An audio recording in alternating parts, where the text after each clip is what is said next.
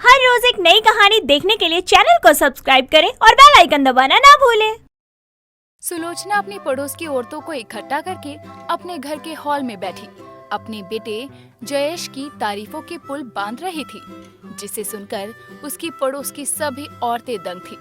तभी अचानक दरवाजे की डोरबेल बजती है और उन्हीं औरतों में से एक अनुराधा नाम की पड़ोसन जाकर दरवाजा खोलती है और सामने जयेश को शादी के जोड़े में किसी फिरंगी लड़की के साथ देखकर चिल्लाते हुए सुलोचना के पास आती है और कहती है, लो सुलोचना, बस यही देखना बाकी रह गया था। तूने तो 7 समुंदर पार अपने बेटे को नौकरी करने के लिए भेजा था, लेकिन तेरा बेटा तो वहाँ से बहू लेकर आ गया। तू तो 7 समुंदर पार से आई बहू की सास बन गई। ये क्या बकवास कर रही है तू? आज तक मेरे बेटे ने मुझसे बिना पूछे कोई काम नहीं किया, तो शादी तो बहुत दूर की बात है। वो ऐसा कभी नहीं कर सकता है। अरे सुलोचना, तुझे मुझ पर भरोसा नहीं है तो खुद दरवाजे पर चलकर देख ले। वो दरवाजे पर खड़ा है, उसके अंदर आने की हिम्मत नहीं हो रही है। उसने तुझसे बिना पूछे शादी करने की सोची नहीं, बल्कि कर ली है, वो भी एक फिरंगी लड़की से। अनुराधा के बार बार कहने पर सुलोचना भागकर दरवाजे पर जाती है और देखती है कि जयेश किसी फिरंगी लड़की के साथ शादी के जोड़े में खड़ा है, जिसे देखते ही वो बेहोश हो जाती है।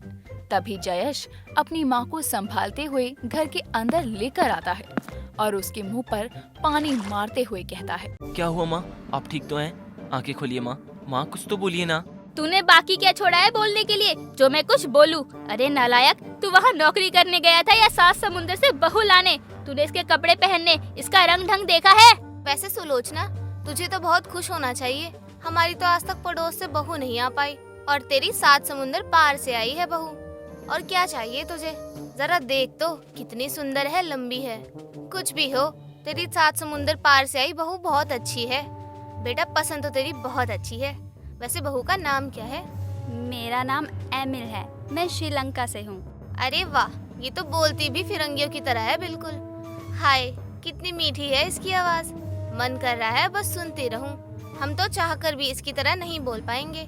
क्या तू भी सुलोचना मुंह बनाकर बैठी हुई है? खुश हो जा अब, क्योंकि जो होना था वो तो हो गया। अब तेरी बहू का 7 समुंदर से पार आना लिखा था, सो आ गई। अब गुस्सा छोड़ और बच्चों का आशीर्वाद दे। लेकिन ऐसे बिना माँ बाप को बताए शादी करना भी तो गलत है ना। अगर इस बार सुलोचना ने अपने बेटे बहू को माफ कर दिया तो इसे हर बार अपनी बहू के आगे झुकना पड़ेगा, और ये तो गलत होगा ना। लेकिन बच्चों की खुशी में ही माँ बाप की खुशी होती है। इसलिए सुलोचना, मुझे लगता है तुझे माफ कर देना चाहिए बच्चों को, और अपनी बहू को दिल से अपना लेना चाहिए। तेरा पूरे मोहल्ले में नाम हो जाएगा कि तेरी बहू 7 समुंदर पार से आई है। अपनी पड़ोसनों की बात सुनकर सुलोचना जयेश और अपनी बहू एमिल को माफ कर देती है और आरती करके उनका घर में स्वागत करती है। कुछ देर बाद सभी पड़ोसनी अपने घर चली जाती है। समय बीतता है। समय के साथ एमिल अपने ससुराल में ढलने और उनके रीति रिवाजों को समझने की पूरी कोशिश करती है, जो चीज सुलोचना को बहुत अच्छी लगती है। ऐसे ही थोड़ा समय और बीतता है। तभी एक रोज सुलोचना अपनी 7 समुंदर पार से आई बहू की मुंह दिखाई का फंक्शन रखती है, जिसमें वो अपने सभी रिश्तेदारों और आस पड़ोसियों को बुलाती है।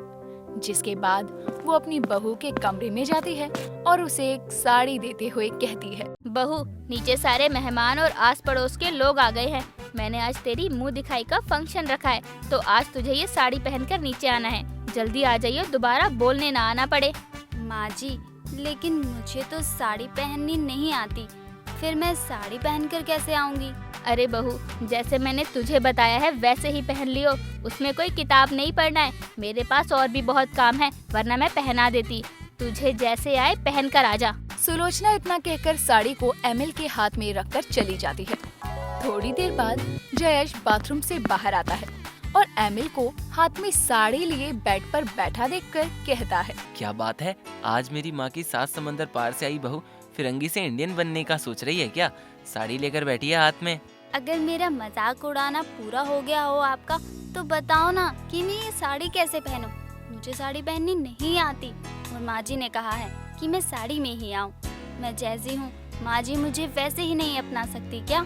यार तुम इतना मत सोचो, और रही बात साड़ी की, तो वो प्रॉब्लम मैं तुम्हारी अभी सॉल्व कर देता हूँ। जयेश इतना कहकर एमिल को YouTube पर साड़ी की वीडियो लगाकर दे देता है, जिसे देखकर एमिल जैसे तैसे करके साड़ी पहनकर नीचे पहुंचती है और जैसे ही मुंह दिखाई के लिए सोफे पर बैठने के लिए आगे बढ़ती है, तभी घूंघट लेने की वजह से साड़ी उसके पैर में फंस जाती है और उसकी पूरी साड़ी खुल जाती है और उसके फिरंगी कपड़े सबके सामने आ जाते हैं, जिसे देखकर वहाँ खड़ी सभी औरतें उस पर जोर जोर से हंसने लगती है।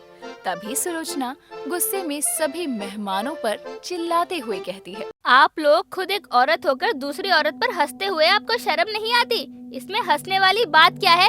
आप लोग जरा मुझे ये बताइए। अगर उसकी साड़ी खुल भी गई तो क्या हुआ? उसने पहले से ही दूसरे कपड़े पहने हुए थे। आप लोगों को इस चीज की तारीफ करनी चाहिए। बात तो तू सही कह रही है, लेकिन इसमें एक और बात है। जब तेरी बहू फिरंगी है, 7 समुंदर पार से आई है, तो तुझे उसकी मुंह दिखाई भी तो उसी के कपड़े में करने चाहिए ना। इंडियन बहू की मुंह दिखाई का फंक्शन तो बहुत देखा है, इस बार 7 समुंदर पार से आई फिरंगी बहू का भी फंक्शन देख लेंगे। हाँ अनुराधा, तू सही कह रही है। मैंने ऐसा सोचा ही नहीं था। अब तो मैं अपनी लंकन बहू की मुंह दिखाई उसी के स्टाइल में कराऊंगी। लंकन? लेकिन तेरी बहू तो 7 समुंदर पार से आई है ना, फिर ये लंकन क्या है? अरे 7 समुंदर पार से तो आई है, लेकिन कोई देश तो है जहाँ से आई होगी, वहीं का नाम बता रही हूँ। जब बहू आई थी तो उसने बताया था कि उसका नाम इमली है और वो लंका से आई है। माँ जी, मेरा नाम एमिली नहीं एमिल है और मैं लंका से नहीं श्रीलंका से आई हूँ। हाँ वही।